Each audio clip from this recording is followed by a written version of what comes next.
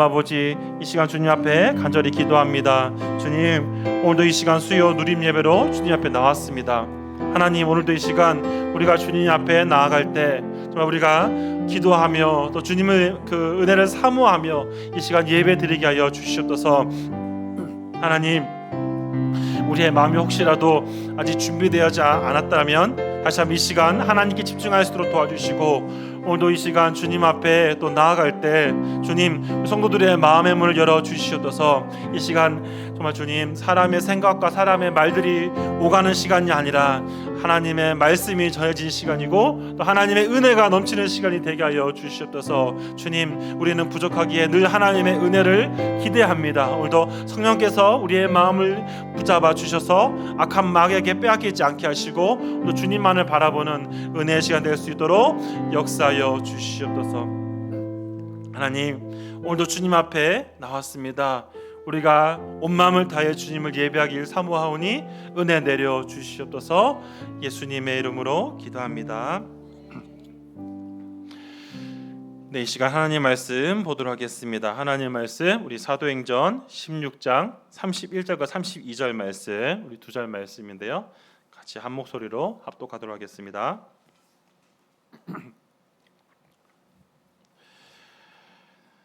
사도행전 16장 31절에서부터 32절 우리 두 절 말씀 우리 간절히 합독하도록 하겠습니다. 이르되 주 예수를 믿으라, 그리하면 너와 내 집이 구원을 받으리라 하고 주의 말씀을 그 사람들과 그 집에 있는 모든 사람에게 전하더라. 아멘. 잠시 기도하겠습니다. 하나님, 오늘도 이 시간 주님 앞에 나왔습니다. 또 주의 말씀을 듣기 위해서 왔습니다. 주님, 은혜 내려주시고 이 시간 말씀을 전하는 자에게 주님 지혜를 주셔서 기록된 말씀이 증거되게 하시고 그 말씀으로 은혜 받게 하여 주시옵소서. 사람의 생각이 전해지지 않도록 도와주시고 오늘도 그 말씀만이 전해져서 말씀으로 은혜 되는 시간 역사하여 주시옵소서. 감사드리며 예수님의 이름으로 기도합니다. 아멘. 네, 오늘 이렇게 수요 누림 예배 오신 우리 성도들에게 말씀이 주는 위로가 있기를 소망합니다. 네, 날씨가 많이 좀 더워지고 있는데 건강 잘 또 챙기셔서 또 주님께 나아가는데 부족함 없기를 소망합니다. 제가 오늘 말씀을 기도하면서 준비하는 가운데 오늘도 어떤 말씀으로 같이 나눌까 하다가 제가 좀 하나님께서 주시는 말씀이 있어서 같이 오늘 사도행전 말씀을 같이 나누고자 하는데요. 네, 오늘 본문의 제목을 통해서 바울의 선교 방식이라는 제목을 통해 같이 말씀을 나누고자 합니다. 네, 선교 용어에서 많이 사용되는 용어가 있는데요. 그것이 뭐냐면 10-40 창이라는 용어가 있습니다. 네, 화면을 보시면 아시겠지만 혹시 이런 그림을 보신 분이 계신지 모르겠어요. 네, 진짜 제가 좀 이게 또 확실하게 보여드리기 위해서 화살 표시를 좀 해놨는데요. 보시면 우리 그 그림에 나오는 지도는 이제 지구에 있는 전 세계 지도죠. 자, 여기서 잘 보시면 네모난 상자가 같은 것이 있습니다. 그러니까 보시면 북이 10도에서 40도 이 사이를 얘기하고 있는데 왼쪽에서도 오른쪽까지 쭉 이 지도의 박스 안에 들어와 있는 나라들을 보면 어떤 나라들이냐면 아프리카부터 시작해서 중동 지역 그리고 이제 중앙아시아, 동아시아 이렇게 나와 있는 있습니다. 네, 화면 내려주셔도 됩니다. 네, 이것이 무엇을 말하냐면요, 선교 용어로 주로 사용되는 아주 중요한 용어인데요. 1989년에 그 로잔 언약이라는 그런 회의가 있었습니다. 이게 뭐냐면 복음주의, 즉 하나님의 말씀으로 선교하겠다는 사람들끼리 모여서 그런 협의를 한 그런 모임인데요. 자, 그 모임에 어떤 주를 이었던 사람이 누구냐면 아르헨티나에서 선교사로서 또 목사로서 사역을 하는 루이스 부시라는 사람을 중심으로 해서 만들어진 용어입니다. 즉 이것이 무엇을 말하냐면 이 10에서 40이라는 이 창 안에 들어있는 사람들이 지구의 3분의 1 정도의 어떤 그런 지역을 말하고 있고요. 인구 밀도가 3분의 2 정도가 차지하는 지역이라 합니다. 특히 이 지역에 있는 사람들을 보면 어떤 사람들이 주로 있냐면 하나님을 잘 믿는 사람보다는 주로 이제 이슬람과 그런 하나님을 믿지 않는 그런 불교나 이런 힌두교 이런 종교들을 믿는 사람들을 말하는 것이죠. 쉽게 말해서 미존도 종족에 대한 이야기를 하는 것이 이 특징입니다. 즉 이것을 말한 이유가 뭐냐면 지구상에 가장 많은 밀도를 포함하고 있는 사람들 가운데 안타깝게도 하나님을 알지 못하고 하나님을 믿지 못하는 사람들이 꽤 많이 있다는 사실들을 하나의 표로 삼아서 이들이 예수님을 만나고 그래서 이들에게 복음을 전한다는 목적으로 세워진 것이 바로 그런 용어로서 사용되는 것이 바로 10-40창이라는 용어입니다. 제가 이런 말씀을 드리는 이유가 무엇이냐면 사실 선교라는 그 단어, 우리가 전도라는 이런 복음 전파의 용어를 보시면 사실 그렇죠. 우리가 선교를 하고 전도를 하는 데 있어서 우리의 마음가짐이 어떠냐라는 질문을 항상 던지게 됩니다. 이것이 무엇을 말하냐면요. 사실 우리는 선교 그러면 선교사님을 파송하고 또 선교사님들에게 많은 그런 후원을 하는 것들을 보통 생각하지요. 보통 이제 제가 보면은 선교사님들의 어떤 사역들을 보면 선교사님들이 선교사가 되기 위해서 참 많은 노력을 합니다.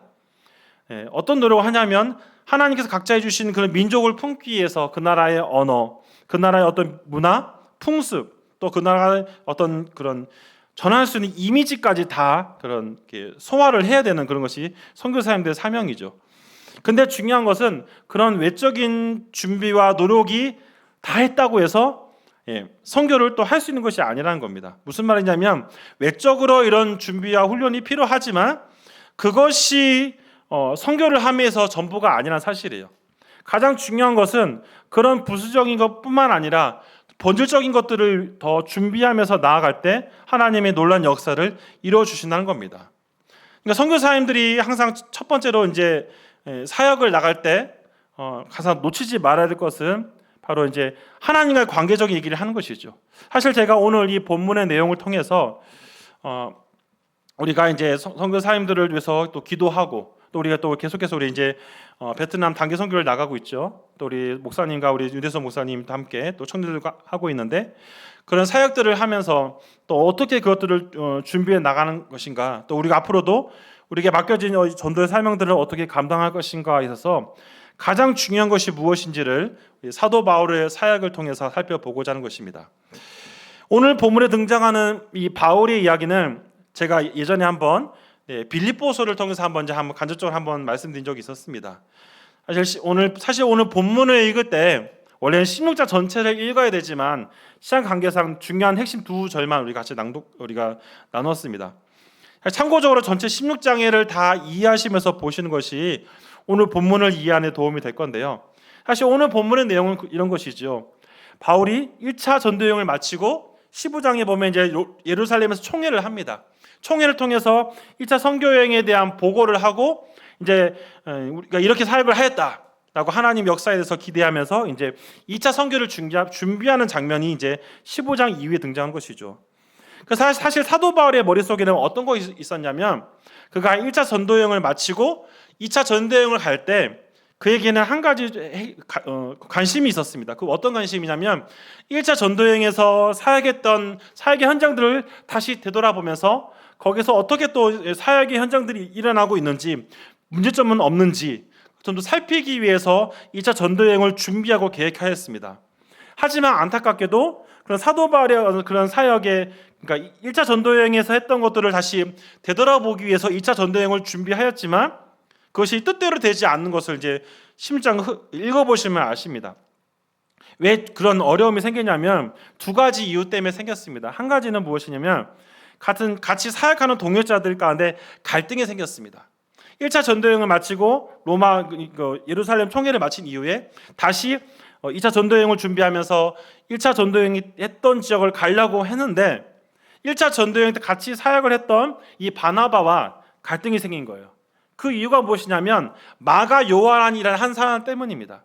이 마가 요한이 어떤 일을 하였냐면 마가 요한이 1차 전도 여행 가운데 이 바울과 사역하다가 중간에 개별 행동을 해버립니다. 개별 행동을 한 것에 대해서 바울이 결코 그것을 좋게 보지 않았던 거예요. 그러니까 이 문제를 가지고 바울과 바나바가 논쟁이 벌어진 것입니다. 그러니까 바나바는 자신의 조카였던 이 마가 요한을 데려가기 원해요. 이 바울 이 사람 알고 보면 괜찮은 사람인데 사람이 조금 실수할 수 있었으니까 우리가 이해하고 데려가자. 이게 바나바의 생각이었고 바울은 그럴 수 없다. 함께 동역하기로 했으면은 끝까지 함께 그는 갔어야지 개별 행동을 용납할 수 없다. 이게 철저하게 한 것이 바울의 생각이었습니다. 결국 이 서로의 의견을 이게 조율하지 못하기 때문에 어쩔 수 없이 바울은 이제 신라라고 하는 다른 사람과 함께 2차 전도여행을 준비하게 되었고 바나바는 이 마가 요한과 함께 이제 구브로를 통해서 다시 1차 전도여행의 사역지로 가는 이렇게 나눠지는 것을 이게 첫 번째 문제였습니다. 두 번째 문제는 뭐였냐면 하나님의 개입이었어요. 우리가 잘 알고 있는 마게도니아 환상. 바울은 아시아로 가기를 원했지만 하나님께서 마게도니아 환상을 통해서 보여준 것이 무엇이냐면 환상 가운데 우리를 도우라고 하는 그런 메시지를 듣고 바울이 이제 방향을 돌리게 되는 것입니다. 결국 바울은 자신이 생각했던 사역의 방향이 아닌 전혀 다른 방향으로 이제 그가 사역 현장을 나가게 된 것이 2차 전도 여행이죠. 그렇게 해서 우리가 이제 가게 되는 지역 가운데 한 지역이 오늘 본문에 등장하는 빌립보라는 것입니다. 그래서 빌립보를 아주 참고해서 보시면 도움이 될 것인데요. 바울이 빌립보를 이제 가면서 거기서 그는 다양한 사역의 현장들을 경험하게 됩니다. 그가 첫 번째로 만난 사람은 우리가 알다시피 자주색감 옷감을 파는 루디아죠. 루디아를 만나서 그에게 복음을 전하고 그의 가족이 예수님을 믿는 장면은 우리가 잘 알고 있습니다. 근데 두 번째 장면이죠. 빌립보서에서 어찌 보면 바울이 가장 하나님의 일을 하는 가운데 정말 힘들기도 하고 또 좀 더 성령의 깊은 체험을 했던 것이 바로 두 번째 사건인데요. 그것이 무엇이냐면 기도처서를 찾다가 누구를 만납니까? 바로 귀신 들린 여자 종을 만납니다. 근데 사실 본문을 잘 읽어보시면 아시겠지만 바울이 그 귀신 들린 여종을 피하는 것을 볼 수 있어요. 막 가까이 가서 그를 불쌍히 여기고 그러지 않았어요. 그는 지금 기도하면서 또 하나님의 뜻을 구하려고 가고 있었는데 이 귀신 들린 여자 종이 이제 계속해서 바울을 귀찮게 하는 거죠. 그러니까 바울이 고민하다가 어떡합니까? 예수님의 이름으로 그 성령의 능력을 의지해서 이 귀신 들린 여자 종에 있는 그 악령을 쫓아내고 그걸 정상적인 그런 상황으로 만들어 버립니다. 잘한 일이죠. 근데 문제는 그 다음이 터졌습니다. 바울이 그 귀신 들렸던 여자 종을 자유를 선포하고 그 성령의 능력으로 하나님의 능력으로 이 여자 종을 자유롭게 했는데 일은 엉뚱하게 터지게 되는 것입니다. 그 내용을 좀 살펴보게 되는데요. 21절과 23절 말씀을 같이 한번 읽어보겠습니다. 시작. 로마 사람인 우리가 받지도 못하고 행하지도 못할 풍습을 전한다 하거늘 우리가 일제히 일어나 고발하니 상관들이 옷을 찢어버리고 매로 치라 하여 많이 친 후에 옥에 가두고 간수행하여 든든히 지키게 하니. 여러분 21절과 23절 가운데 어떤 일이 벌어지냐면 사실 귀신 들린 여종은 이 주인에 의해서 이제 그러니까 노예 취급 받았어요. 그러니까 악령에 의해서 이제 휘둘리다 보니까 악령도 나름대로 물론 하나님의 영과는 게임이 안 되지만 그도 어떤 능력을 발휘하는 게 있습니다. 그러니까 점을 쳐가지고 많은 사람들에게 뭔가 이제 보여주는 거죠. 그러니까 그 주인이 막대한 돈을 얻은 거예요. 근데 이제는 바울 때문에 무엇입니까? 이 여인이 이 종의 몸속에 있던 귀신이 떠나가 버리니까 더 이상 점을 칠 수가 없는 거죠. 그러니까 이제 자신이 그런 이득이 없어져 버리니까 바울을 이제 모함하는 거예요. 이상한 풍습을 가지고 와서 이제 쉽게 말하면 지금 말하면 이단적인 사고 방식을 가지고 와서 사람들을 혼란을 줬다. 그래서 그 이제 결국 고발해 가지고 어떤 문제를 일으켰다 싶어 가지고 감옥에 집어넣고 감옥에 간 것도 억울한데 무엇입니까? 매를 맞는 참 비참한 상황이 되었습니다. 여러분 이 바울의 심정은 어떨까요? 지금 하나님의 뜻에 따라서 마게도냐 환상의 그 하나님의 그 명령에 따라서 갔는데 귀신 들린 여종을 성령의 능력으로 해줬는데 지금 감옥에 들어가서 제수의 신분을 냈고 로마 시민권을 가졌음에도 불구하고 두들겨 맞는 그런 억울한 일을 당했습니다. 저는 참 이런 바울의 이 장면을 볼 때마다 참 그런 질문들이 던지게 되어집니다. 저 같으면 참 그럴 것 같아요. 하나님, 정말 내가 무엇을 잘못했습니까? 하나님께 한번 좀 항변을 할 것 같아요. 근데 성경에 보면 바울은 어떻게 행동했는지를 보여주고 있습니다. 우리 25절 말씀 같이 한번 읽어보겠습니다. 시작. 한밤중에 바울과 실라가 기도하고 하나님을 찬송함에 제수들이 듣더라. 여러분, 바울이 한 행동은 딴 것이 없어요. 성경에서는 무엇을 말하냐면 바울이 신라와 함께 그 자리에서 하나님을 찬양하고 기도했다라고 말하고 있어요. 그리고 그 뒤에 뭐라고 나오냐면 제수들이 듣더라라고 말하고 있죠. 물론 여기에 다 포함되어 있지 않지만 제수들만 듣지는 않았을 거예요. 간수들뿐만 아니라 거기 있는 모든 사람들이 바울이가 신라가 했던 기도와 그가 했던 찬양들을 들었다라는 것입니다. 여러분, 사실 저는 이 문장을 깊이 묵상하면서 그런 생각이 들었어요. 굉장히 힘들고 어려운 상황에서 과연 찬양이 나올 수 있을까? 힘들고 어려운 상황, 우리가 너무 힘들면 사실 기도가 안 나올 수 있거든요. 사람이기 때문에. 물론 우리 한서제일교회 성도들은 성령 충만해서 그런 가운데서 기도할 줄 믿습니다. 네, 아멘이 적으시네요. 네, 당연히 아멘 얘기할 줄 알았는데 조금 아멘이 저도 이렇게 적어놔서 아멘 하실 줄 알았는데 안 하셨네요. 아멘 하실 거라 믿습니다. 네, 아무튼 그런 상황 가운데 바울이 할 수 있다는 것은 참 이게 바울이 가지고 있는 그의 신앙적 확신이 분명했던 것을 보여주는 거예요. 고난 가운데 있어도 바울이 이렇게 기도하고 힘을 내서 찬양할 수 있는 가장 근본적인 이유는 그는 하나님이 함께하는 사실에 대해서 한 번도 의심하지 않았기 때문이에요. 이런 일이 생긴다 할지라도 하나님 왜 나에게 이런 일이 생깁니까? 라고 물어보기 전에 먼저 하나님을 찬양하고 기도하는 것이 바울이 그가 부르심 받은 사람으로서 분명하게 목적을 보여줍니다.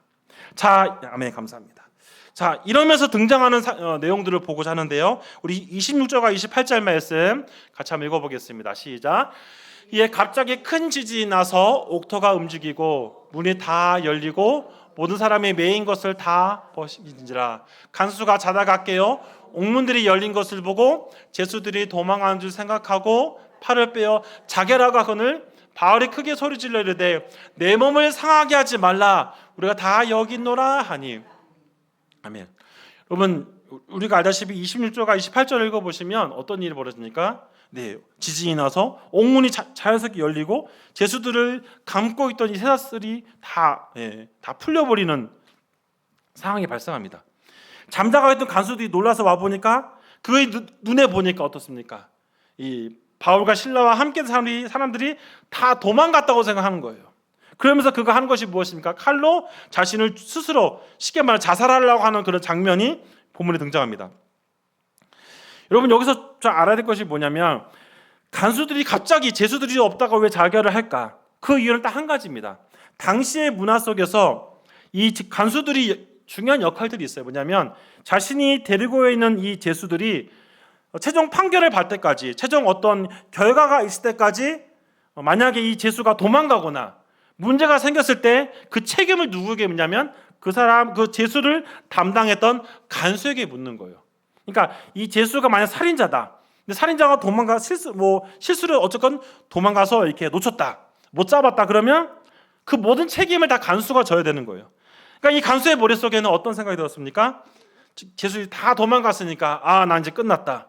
더 이상 비참하게 그런 처벌을 받을 바에 차라리 스스로 목숨을 끊자. 그가 하는 행동이 그 장면이죠. 자, 어찌 보면 참 비참한 그런 상황이 놓일 수밖에 없는 그런 시대적인 모습입니다. 자, 이때 바울과 실라가 하는 모습이 있죠. 자, 우리 29절 30절 말씀 같이 읽어보겠습니다. 시작. 간수가 등불을 달라고 하매 뛰어들어가 무서워 떨며 바울과 실라 앞에 엎드려 그들에게 나아가 이르되 선생님들이여 내가 어떻게 하여야 구원을 받으리까 하거늘. 여러분, 이 앞에 어떤 부분이 등장하냐면 바울과 실라가 이 자결하려 하는 이 간수 앞에 소리치는 겁니다. 뭐라고 소리칩니까? 우리가 도망가지 않고 여기 있다라고 말하고 있는 겁니다. 분명히 간수의 눈에는 다 도망간 줄 알았어요. 근데 죽으려고 스스로 이제 하려는 그 마지막 찰나에 바울과 실라의 급한 목소리를 듣는 거예요. 절대 지금 죽으면 안 된다. 칼로 자신을 찌르면 안 된다라고 말하면서 뭐라고 말합니까? 우리는 도망가지 않았다.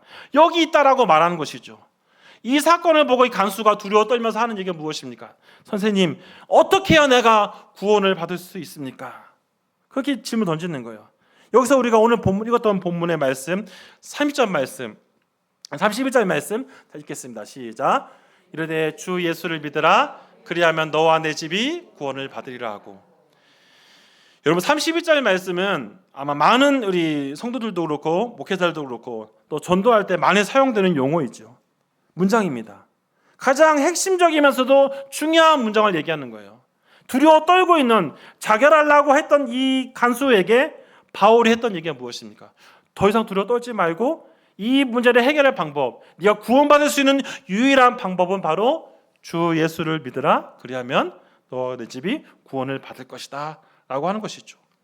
그러면서 이제 간수와 그의 가족들이 어떤 일이 벌어집니까? 32절 말씀 같이 읽겠습니다. 시작. 주의 말씀을 그 사람과 그 집에 있는 모든 사람에게 전하더라. 아멘.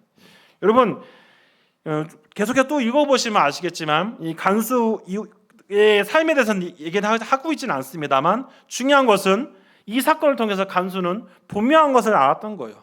갑자기 지진이 나고 옥문이 열리는 말도 안 되는 일이 벌어졌는데 도망가지도 않고 또 쉽게 매 맞고 두들겨 맞은 이런 바울과 실라가 그들이 두려워하지 않고 원망하지 않고 하나님 찬양하고 기도하는 그런 모든 모습을 보면서 이들의 머릿속에서 무엇을 느꼈을까요? 저 바울이라는 사람이 믿는 하나님은 어떤 분일까? 라는 것이었죠. 두려움을 떨고 있을 때 예수를 믿는 것이 그 두려움을 이기는 것이고 예수님을 만나는 것이 인생의 문제를 해결받는 사실을 이 간수는 바울을 통해 알게 된 것입니다. 사랑하는 성도 여러분, 오늘 본문 속에서 바울과 또 실라가 그 선교 방식 가운데 그들이 가장 핵심적인 것을 사용하였습니다. 그것이 무엇입니까? 바울이 자신이 가진 지식적인 것, 자신이 가지고 있는 배경적인 것을 사용하지 않았습니다. 로마 시민권을 가지고 있음에도 매를 맞았죠. 그런 똑똑한 지식을 가지고 있음에도 그것을 어떤 드러내는 모습이 없었습니다. 그가 했던 방식은 딱 한 가지예요. 바로 무엇입니까? 하나님을 찬양했고 하나님을 기도했다는 사실입니다. 선교에 있어서 가장 중요한 것은 무엇이냐면, 전도에서 가장 중요한 것은 무엇이냐면, 선교사님들이 가장 사역하면서 가장 중요하게 여겨야 될 것이 무엇이냐면 바로 하나님을 찬양하고 하나님을 기도하는, 하나님께 나아가서 예배하는, 그것이 바로 선교의 시작이 된다는 사실입니다. 하나님 앞에 나아가서 하나님의 뜻을 물어보고 하나님의 인도하심을 받고 나서 그 다음에 준비하는 것이, 그것이 순서대로 가는 것이지요. 제가 신학교 다닐 때 만났던 그런 분 가운데 한 분은 외모가 누가 봐도 아프리카의 케냐 사람처럼 생겼어요. 그래서 정말 케냐에서 오셨냐고 할 정도로 그런 분이 계신데 우리나라 사람입니다. 근데 그분이 신학교 들어온 이유가 뭐냐면 케냐 선교사로 파송받기 위해서 신학을 하러 오신 거예요. 그래서 외모도 되게 피부도 한국 사람인데도 불구하고 굉장히 검고 또 그러니까 한국말 안 하면 진짜 아프리카 사람처럼 그런 분도 계신데 그렇게 사역하신 분도 계셨습니다. 또 한 분은 딱 누가 봐도 동남아시아 라오스 사람처럼 생겼거든요. 근데 진짜 그분 라오스를 품었기 때문에 신학을 공부하신 분도 계셨습니다. 그분의 공통적인 말이 뭐였냐면은 그분들 그런 민족을 품었을 때 하나님이 또 그런 모습까지 담게 하시는 거예요. 그래서 사역의 현장 가운데 그런 하나님의 일들을 감당하시기 위해서 그렇게 하셨다는 것들을 이제 그분들의 간증을 통해서도 들은 적이 있었습니다. 중요한 것은 무엇이냐면 그분들도 그렇게 준비하면서 먼저 하나님께 기도하고 나아갔다는 사실이에요. 하나님의 부르심을 받기 전에 하나님 뜻이 무엇입니까를 물어보고 하나님을 찬양하면서 하나님과 깊은 만남 속에서 그런 사역자의 길로 갔다는 사실들을 볼 때마다 저 자신도 많은 도전을 받게 되었습니다. 이것이 꼭 목회자에게만 해당되는 것은 아니죠. 우리 성도들에게 동일하게 해당되는 것입니다. 우리가 하나님의 일들을 감당하는 것, 복음 전파를 하는 것은 목사만 하는 것이 아니라 바로 성도들도 동일하게 하는 것이죠. 그럼 우리는 어떻게 하는 것입니까? 바울처럼 간단합니다. 하나님을 찬양하고 기도하면서 뜻을 물어보는 겁니다. 그러면 하나님께서 어떡합니까? 상황 가운데 반드시 그 방향들을 알려주시고 만나야 될 사람들을 만나게 하시는 겁니다.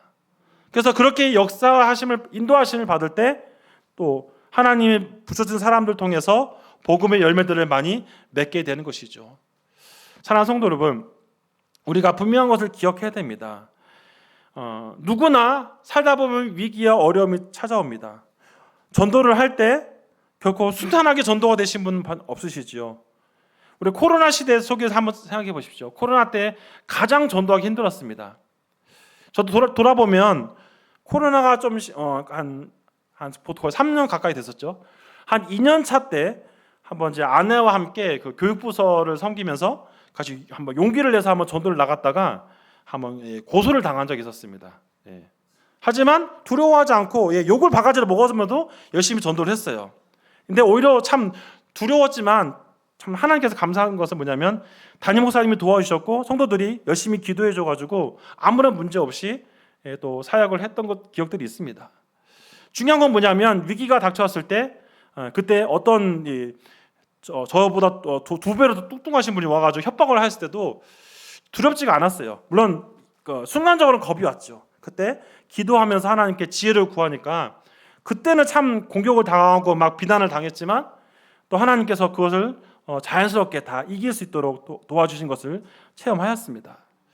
중요한 것은 하나님을 찬양하고 하나님 앞에 붙들리며 나아갈 때 하나님께서 모든 문제를 해결해 주신다는 사실입니다. 성도 여러분, 어제가 어떤 날이죠? 어제는 화요일이죠. 화요일을 물어본 게 아니라 어제가 무슨 날입니까? 6월 25일이죠. 한국 전쟁이 있었던 아픔의 날입니다. 여러분, 우리나라와 베트남의 차이점과 공통점이 있습니다. 그것이 무엇인지 아십니까? 공통점은 남과 북이 나눠서 전쟁을 했다는 사실입니다. 차이점은 무엇이냐면 우리는 열악한 환경이 있음에도 불구하고 남쪽이 공산화가 되지 않았습니다. 하지만 안타깝게도 베트남은 남베트남이 공산화되면서 역사 속에 사라졌죠. 그 이유를 보면은 딱 한 가지로 알 수 있습니다. 역사적인 어떤 자료를 통해서 알 수 있는 게 뭐냐면요. 우리나라가 이제 낙동강까지 밀려 나갔을 때 그때 한 것이 있었습니다. 조금만 있으면 이제 남쪽이 완전히 공산화되기 직전이었는데 그때 북에서 내려왔던 기독교인들과 또 남쪽에 있는 기독교인들이 부산에 있는 교회에서 모여 합심하며 하나님께 회개 기도하고 하나님을 찬양하며 함께 공동체가 모여 하나님 앞에 은혜를 구했다는 사실이에요. 하나님 앞에 엎드려 구하면서 하나님 앞에 찬양하며 도와달라고 하나님 기도했을 때 하나님께서 인천 상륙 작전이라는 기적을 행하신 것을 경험하게 된 것입니다. 그런데 안타까운 것은 베트남은 우리보다 더 좋은 조건이었어요. 남베트남이 북베트남보다 군사적으로 세계 5위였다 합니다. 병력도 훨씬 많았대요. 누가 봐도 남베트남이 이길 수 있는 상황이었어요. 그런데 공산화가 됐습니다. 그 이유는 남쪽에 있던 분명 기독교인들이 있었을 거예요. 하지만 그들은 기도하지 않았다는 사실입니다. 그들은 다 뿔뿔이 흩어졌고 두려움에 떨면서 때로는 우리가 지겠어 이런 아니라는 생각 가지고 있다가 결국 그렇게 무너지고 만 것입니다. 비참한 그런 스토리를 보시면 알 수 있습니다. 그 차이가 무엇입니까? 똑같은 위기를 겪었을 때 하나님을 찾느냐 아니면 자기 방식대로 사느냐, 거기서 나눠지는 것입니다. 다른 것 없습니다. 하나님을 찾으면 하나님은 역사를 일으키십니다. 사랑하는 성도 여러분, 전도뿐만 아니라 우리 인생 가운데 어떤 일을 만난다 할지라도 우리가 분명히 기억할 것은 뭐냐면 우리는 하나님으로부터 부름을 받은 사람입니다. 하나님께서 우리를 한서제일교회로 보내셨고 한서제일교회 성도로 세우셨습니다. 우리가 합심하여 두고 또 무엇을 기도해야 되겠습니까? 지금 베트남에서 열심히 전도하고 있는 우리 청년들과 우리 목사님으로서 기도해야 됩니다. 오늘도 또 내일도 무사히 돌아올 수도 기도하면서 그 땅에 많은 사역의 열매들이 맺어지기를 소망합니다.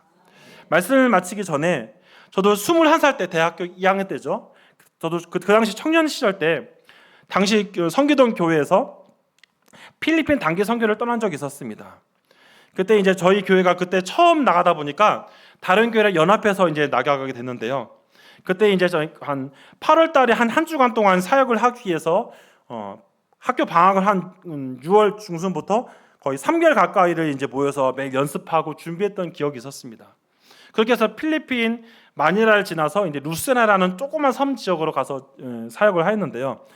한 번은 저희가 이제 이 감옥소, 교도소 사역을 하러 갔었어요. 그때 하기 전에 선교사님이 저희들에게 주의사항을 주셨습니다. 어떤 말이냐면 우리보다 앞서 갔던 미국에서 오신 여자 선교사님이 이 교도소 사역을 하다가 이 제수들이 갑자기 돌발 행동을 일으켜서 안타깝게도 순교를 당했던 사건을 이제 말씀하셨습니다. 그러면서 우리에게 뭘 말씀하셨냐면 우리의 앞일을 알 수가 없다. 똑같은 일이 벌어질 수 있는데 두려워하지 말고 우리에게 어떤 일이 벌어지든 순교를 당한다 할지라도 우리가 기도하면서 우리 사역을 감당하자. 그렇게 우리에게 먼저 조언을 하였습니다. 저는 마음적으로 그런 생각이 들었어요. 21살의 나이에 아이고 이 머나먼 타워까지 와가지고 아직 나이가 어린데 나중에 결혼도 해야 되고 할 게 참 많은데 그런 인간적인 마음이 참 많이 들었어요. 두려움이 많이 몰려왔죠. 그럴 때 같이 공동체가 합심하면서 거의 1시간 가까이 찬양하고 기도하는 시간을 가졌습니다. 그리고 교도 사역 갔을 때 하나님의 은혜 가운데 아무 문제 없이 그들에게 복음 전하고 찬양 사역하고 그렇게 잘 마쳤던 이런 일들이 기억이 납니다. 사랑하는 성도 여러분, 중요한 것은 하나님께 기도하고 나아가면 반드시 하나님이 어떠한 방법으로든 역사하신다는 사실입니다. 바울과 실라가 기도했을 때 옥문이 무너지고 또 이 계기를 통해서 스스로 죽으려 했던 간수와 그 가족들을 바울을 통해 하나님이 구원하신 사건이 바로 마게도의 환상의 중요한 핵심 아니겠습니까? 바울이 다른 것이 아닌 기도와 찬양하면서 하나님을 예배하면서 그가 나아갔을 때 이 빌립보 교회의 아름다운 사역의 열매들을 맺은 것처럼 우리 한서재교회 모든 성도들 마찬가지로 하나님을 찬양하고 늘 하나님께 예배하면서 그 하나님의 뜻을 구하여 하나님의 인도하신 대로 살아가기를 주님의 이름으로 부탁드립니다. 기도하겠습니다. 하나님, 정말 우리가 세상을 살아가면서 또 복음 전파를 하고 여러 가지 일들을 하면서 많은 일들을 당합니다. 그때마다 우리가 인간적으로 두려워하거나 겁내는 것이 아니라 바울과 기도한 것처럼 하나님을 찬양하고 기도하며 나아갈 때 하나님의 역사를 우리가 맛볼 것을 기대합니다. 하나님, 성도들 마음 가운데 또 흩어져서 또 살아가면서 하나님의 뜻을 의지하여서 매 순간순간마다 기도하며 또 하나님을 찬양하면서 인도하심을 구하며 살아가는 우리 모든 성도들 되게 하여 주시옵소서. 그래 많은 사역의 열매들 맺게 하시고 특히 주님 지금 베트남에서 귀한 사역들을 감당하는 담임 목사님 또 윤대선 목사님 또 우리 청년들에게 힘을 주시고 오늘도 만나는 많은 청년들에게 많은 사람들에게 예수 그리스도의 그 사랑을 전하게 하여서 그들을 하여금 주 예수를 믿으라 그리하면 너와 내 집이 구원을 받겠다라는 선포가 많이 퍼질 수 있도록 은혜 베풀어 주시옵소서. 예수님의 이름으로 기도합니다. 아멘. 네, 우리 교회 소식 말씀드리겠습니다. 네, 7월 월사 기도회가 7월 1일 돌아오는 주일 지나고 월요일 날 5시 본당이 있으니까요. 많이 참석해서 은혜를 주시기 바랍니다. 그리고 우리 베트남 단기 선교 중인데요. 오늘 수요일은 여기 달랏에서 또 이제 우리 사역하는데요. 연합 수련회로 또 소수민족 이 달랏의 소수민족 지역 이동을 해서 거기서 같이 이제 예배를 드리고 같이 사역을 하고 있습니다. 오늘도 그 사역 현장 가운데 하나님 역사일 수 있도록 기도해 주시고요. 토요일 날 무사히 돌아올 때까지 아무도 다치지 않고 많은 사역의 열매들을 맺어서 우리 청년들이 또 하나님 역사하심을 직접 보는 시간 될 수도 기도 부탁드립니다. 또 계속해서 우리 교육부서 성경학교가 이제 또 우리 여기 있죠. 네. 보시면서 또 많이 관심과 또 여러 가지 기도로 협력해 주시기 바랍니다. 네, 나머지 광고는 주보를 참고해 주시고요. 이 시간 제가 축도하고 우리 자유롭게 기도하도록 하겠습니다. 이제는 우리 주 예수 그리스도의 은혜와 하나님의 사랑하심과 성령의 교통하심이 오늘도 하나님을 찬양하며 하나님 예배하는 삶을 살기 원하는 여기 있는 모든 성도들 머리 위에 이제로부터 영원토록 함께 있을지어다. 아멘.